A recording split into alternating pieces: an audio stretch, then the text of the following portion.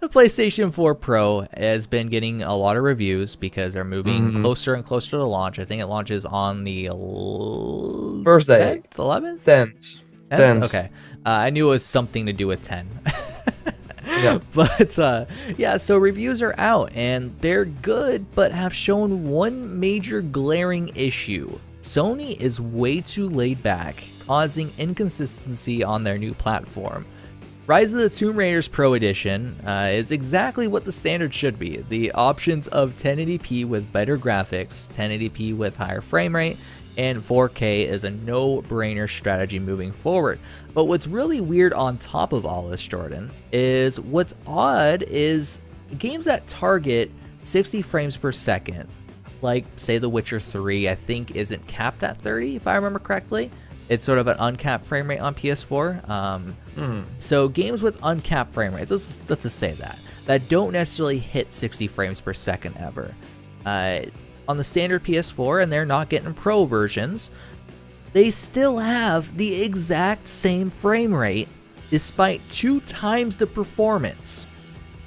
So that's weird. Yeah, Sony is apparently holding back their entire system and the benefits it could cost. Because if we look at the Xbox One S, for example, games that had unlocked frame rates that didn't hit 60 and fell short a little bit got a boost from the overclocked GPU inside the One S. Now, of course, it wasn't 2 times the performance. It was like a very minor percentage boost, but it still gave extra frames that were able to be analyzed by the folks at Digital Foundry.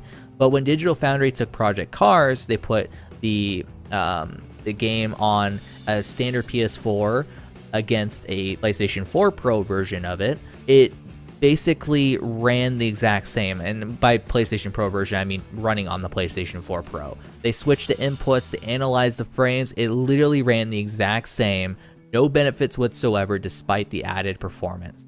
That's a big problem. So what's your take about all this? Because the reviews basically rated about an 8 across the board from what I've seen.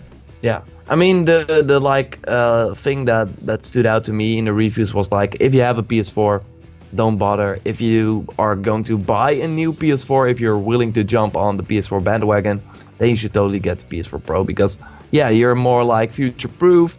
And if you have a 4K TV, yeah, you should totally do it.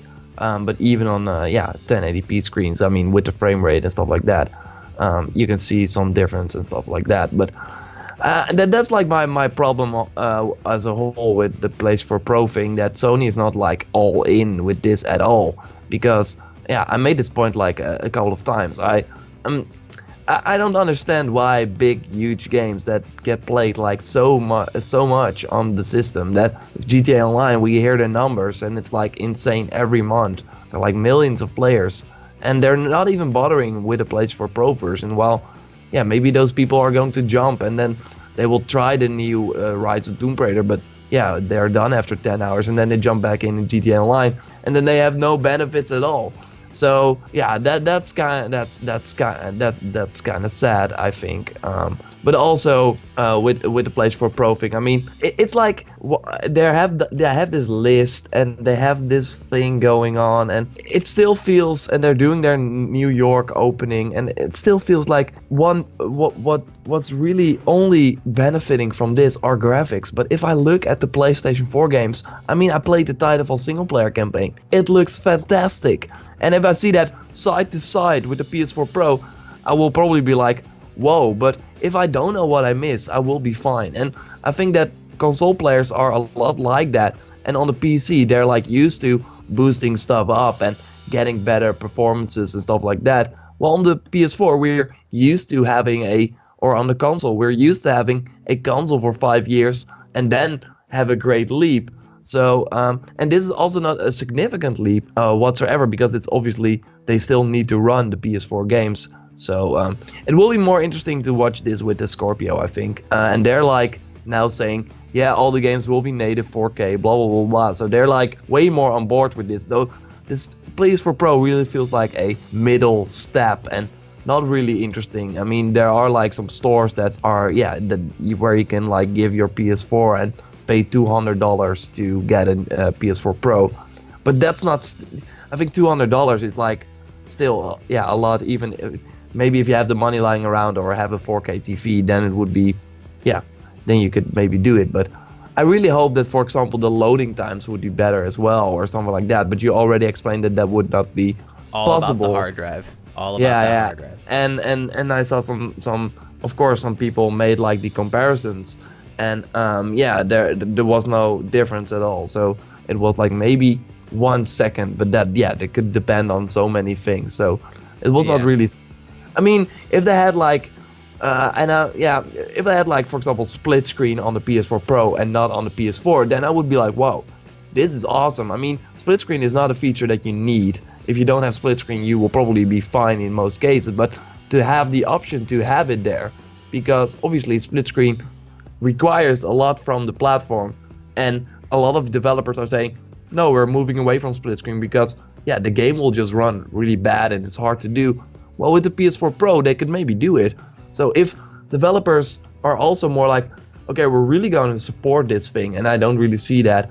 We talked about the Final Fantasy quote, for example, where they were like, yeah, we're having a hard time finishing this game because they don't want to delay that again. And so we will update the PS4 to PS4 Pro like later and do a PC version also later, because we really need to focus on this experience first. And with AAA games, and for example Sony games, taking so long to add another layer above that, and Sony is saying, no, it only takes 1% development, blah blah blah. Well, that's, I mean, if I hear the Final Fantasy guys, that's not really true, and of course they are saying that, but yeah, you still need to do it. You still need I don't know if that's true, but I can imagine that you still need to pass the certification like another time for this console. And man, it's like, I mean, at Crystal Dynamics they did a really good job, but they also are like, they really want to push this PS4 version. They're only launching on PS4 right now. Their Xbox One and PC version are already done behind them. While with other games, they have the Xbox One version, PS4, PC. So, and then to also have this PS4 Pro version, yeah, I understand why it would be hard for them. And I mean, Sony could push all they want, and we also talked about this a little bit, behind the scenes, to call it that, where, you said Sony need to push them, and of course they have to. But on the other hand, when they came out of the gate with the PS4, they were like, we listened to the developers. This is like super easy to develop for, blah blah. And now they made it more complicated. So it's like, are you now stepping away from that problem? So they don't want to step away from that entirely by not pushing the developers too hard to make games for the PS4 Pro. While they obviously want it, but then they give like them options to do, okay, if you just want one mode, do it. Of course, the exclusive, the first party developers, Horizon, will probably have a ton of 4K capabilities and stuff like that. While, Ubisoft can do whatever they want. I mean, Sony would be happy to have this as a PS4 Pro version, but that's what makes this console not very interesting to me, to not see everyone on board, to not really see a huge difference if you don't have a 4K TV. And even if you have a 4K TV, okay, it looks better, but that doesn't make the Call of Duty campaign suddenly way better than it already is, or the Titanfall 2 campaign. Titanfall 2 campaign still doesn't have any cool cutscenes or something like that. So it's really a interesting thing, our human eye, because it's you brought up the fact that a lot of people, they don't really know exactly sort of what maybe they're missing, or what is on the new platform, because they haven't seen it yet, so it's not in their mind of what that could be. They have an idea, but they don't really know whether or not that idea in their mind would be fulfilled entirely. And so they're used to seeing particular types of graphics, different artifacts that maybe I'm not used to seeing, and different blurs that I'm not used to seeing on the PC. Where for myself, for me, going back to the reason why I got rid of my PS4 is I couldn't stand the graphics that the console produces. Because I've had a GTX 1080 now for a while. I had a 980 before that, and a 770 before that, and a 760 before that. I like upgrading. It's a fun thing for me because I get to open my computer up, I get to test it out, I get to put a new part in, I get to play a bunch of games that I played before and test out a bunch of frame rates and see new graphics and see what else it could do. It's a fun thing for me. But for myself, when I go into a new game and I get awed for the first time, I'm like, wow, this is amazing. And I think a lot of people on consoles, same thing. If they came on the PC and played it, they're like, wow, that's amazing. And then they go back on consoles and be like, oh, this is not as good. And if they do that with the PlayStation 4 Pro and there's demo stations out there that they get to try out, that might entice more people to get it because they'll get that imprint in their mind of, wow, that looks amazing. They'll go home, play that same game, and it'll look substantially worse. It's a trick it's a trick that our mind has, that we get used to what we see. It doesn't mean that A and B are the same thing and A and B are equally as good. No, it still means that B, in this case PlayStation 4 Pro, is better statistically, just visually and everything. But because you're so used to A, you don't really care that much. It's not really a problem to a lot of people. And so what I see as an issue for Sony is because they're not pushing it that hard. And of course, it's just now about to launch. Maybe they'll push it really hard in the future. But the biggest issue I see with companies that are very successful is they hit the idle button and they don't keep pushing forward. And that's what happened with Blizzard, and that's why they went through turmoil for a bit. Maybe not turmoil is the best word, but that's why a lot of people weren't really super hyped about them until Overwatch came along, until Legion came along, until Heroes of the Storm got more fleshed out, until Hearthstone came along, because they needed a spark again in that office, and they got that spark. And I think a lot of people at that office are very hyped. They're feeling passionate again, and I feel like a lot of corporations and that corporate way of thought is once you're successful, just sort of idle a bit and maybe to keep doing a good bit of that successful thing. With Sony, it's greatness awaits. We're not seeing a lot of first-party titles released, but we keep seeing awesome gameplay trailers for them, so they must be a thing, right? And so we get hyped for it. People buy the console. They expect to play those games, and we will eventually play those games. But it's taken a while. And yes, you can't just program a game in a day and release it. It would be terrible. But at the same time, Sony is so lax that I would swear that they live in Colorado, they live in my state or whatever, and they went to a marijuana shop and smoked the entire thing because they just totally laid back, and it doesn't seem like they care to capitalize. And as a company like Sony, that isn't super great right now in terms of their other SKUs. They need the PlayStation brand to set a standard, to be that particular part of the company that drives it forward. And they have the potential to do that with the highest amount of consoles in the sort of space to sort of sell games out to. They're not using any of that as leverage. They're not pushing a standard of this is what you're doing to PlayStation 4 Pro. This is what we expect from you. At least a minimum of a 1080p with higher graphical fidelity. You can maybe push for a higher frame rate if you want to, and then a 4K mode. That's at least what we want. We don't want you to just be like, oh, well, we're just going to do a 4K mode, and I put it in quotes in our notes because it's not actually 4K. No, I know. And that's really the thing. Like, they need to have a standard, and they don't right now. And even with VR, they're not really pushing that much. They're sort of just, they have their launch lineup that is a good bit of games and everything. But what we've even seen on Steam is there's a lot of VR experiences, but the genre hasn't really advanced. That platform really hasn't advanced that much. Maybe that's because people are trying to get educated on it. I don't think so. I think it's just because there's not enough people on it. And so if PlayStation 4 Pro runs into the fact that not a lot of people buy it, what happens then? Is Sony just going to drop it entirely and just be like, oh, well, we're just going to release random iterations every once in a while. They might not give you benefits. They might, who knows? That would create a huge confidence issue. And that's why the Scorpio is such a monumental thing right now, because the ball is in Microsoft's court. Phil Spencer holds the fate of Sony in his hands. He could squish them like a bug.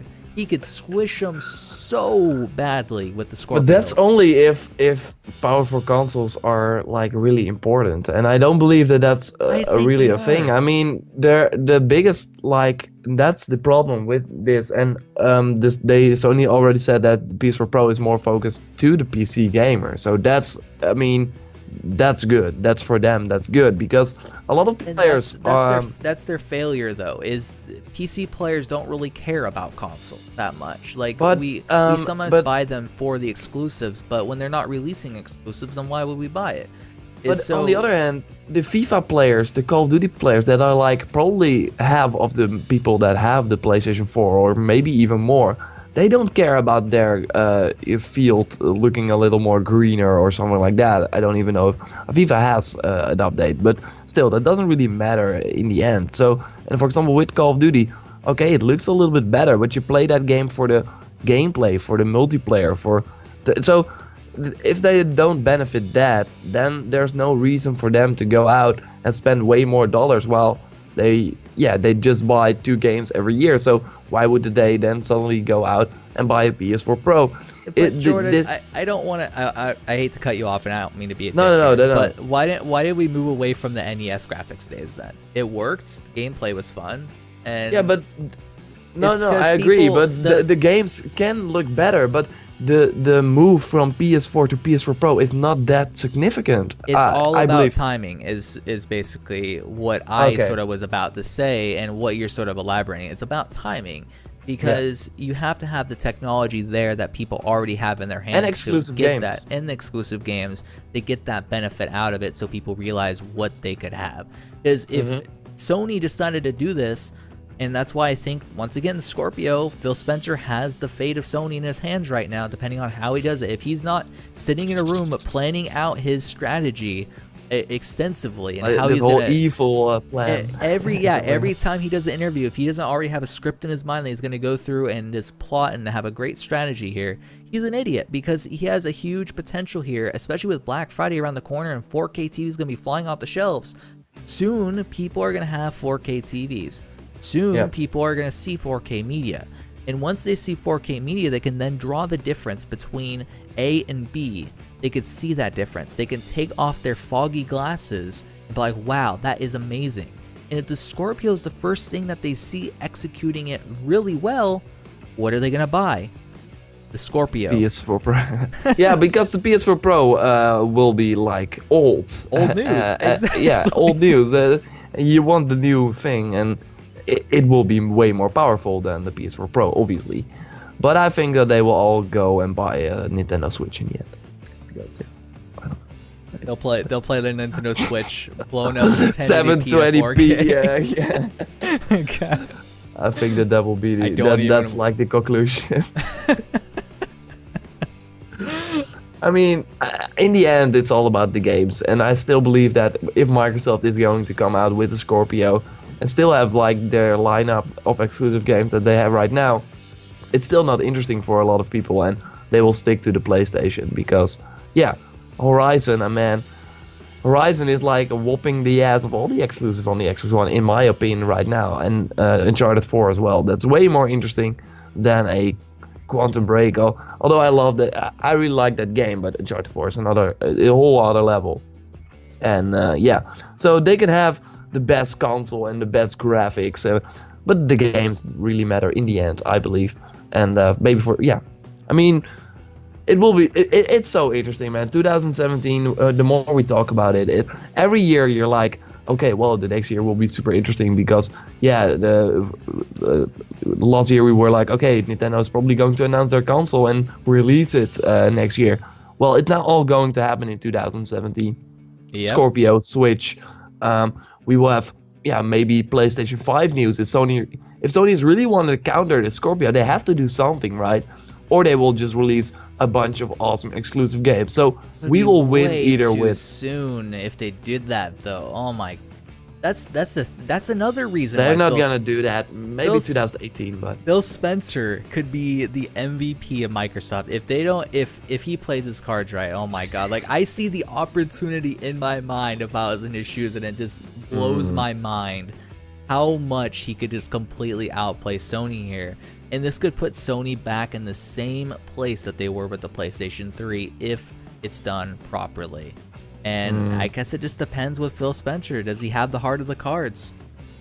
I mean, he said that the Xbox One and Xbox 360 games will be backwards compatible, so that also indicates a little bit to me that the Scorpio will indeed have exclusive games, so it will indeed start a new kind of generation, and then Sony will be like later, they will have a new console like the year after that. So then Microsoft is leading the card again, and they really, I mean, they're doing great right now. They have some cool games, but I still believe that, for example, the Xbox One name is really holding them back as well. The like marketing around that thing when it was revealed still hurts them, and if they get away from that, then all their like good initiatives like the backwards compatibility and stuff like that will have way more impact than they have right now. So yeah, and that's really the thing. As long as they don't come out saying TV, then they'll definitely probably succeed with the Scorpio. And so 2017 is definitely going to be a very intriguing year to behold, and everything's going to sort of climax at that point. Will we see Sony actually start caring and start moving things along? Will the PlayStation 4 Pro even be a thing by the time we hit E3? As far as, obviously interest, it's not just going to go away. No, they're not going to put it out. I mean, the sales are pretty good right now. People are like, Amazon is like, no, we don't have one till Christmas or something like that. So that's insane. That's good to see then. But that's also with the VR. Sorry, that's also like with. I forgot to mention that. Go. The VR is like insanely interesting with the PlayStation 4 Pro. I mean, that's like the one thing that I'm super interested about, because there are a lot of VR games like compatible with the PlayStation 4 Pro. Somehow they managed to get their shit together in that type of thing, and then they also look like way better. And that's like what I say about the PlayStation 4 games. I'm like, I don't need a new console. I'm fine with how it looks right now, and I'm not used to like the ultra graphics on PC, so having a Titanfall 2 campaign look the way it does on PS4 is fine for me. But for PSVR, it's like, okay, I wish the graphics were better. It doesn't really breaks the immersion for me, but to have a better experience doing VR stuff and really feeling you're more in the world because it looks better, that really has a purpose. That really, that really makes me care about the graphics so that's super interesting that the PS4 Pro brings that to the table, and Sony should push that way more. But they're like obviously scared that people that bought the VR with their like normal unit are like, whoa, okay, it looks way better here. Oh man, I feel screwed right now, and I already spent like $500 on this thing, so you want me to spend $400 again? Whoa. So that will be hard for them to market, and that's why they are not pushing it. While I think in the end the like big gain here is the PlayStation VR. Moving forward as well. And that's really the tightrope that they're walking right now. Is what do they do to amplify all this without burning what they've already built? And that's the scary part for Sony, because it really comes down to the fact that Phil Spencer is seen as a really good figure right now, and he's been doing everything for the most part right. Some of the things he says in interviews is completely asinine, but I think sometimes he stays up too late playing video games because he seems like an actual gamer instead of just a suit, and he just sometimes goes and does these interviews half asleep and says stupid stuff. It happens. It happens to all of us, and it sucks that he happens to be the head doing that, but it is what it is. But, he just had a bad night the day before, man. It is what it is, and I feel like, which is really weird, that Microsoft with Phil Spencer cares more about the gamers right now than Sony does, because that just shows how much idling scares the hell out of me as a consumer. I want to see you constantly pushing, and that's what I'm seeing with Phil Spencer. He's hustling. He's still not selling Xbox Ones. I mean, they're now at least competing, but it's not gonna ever catch up to what the PS4 did.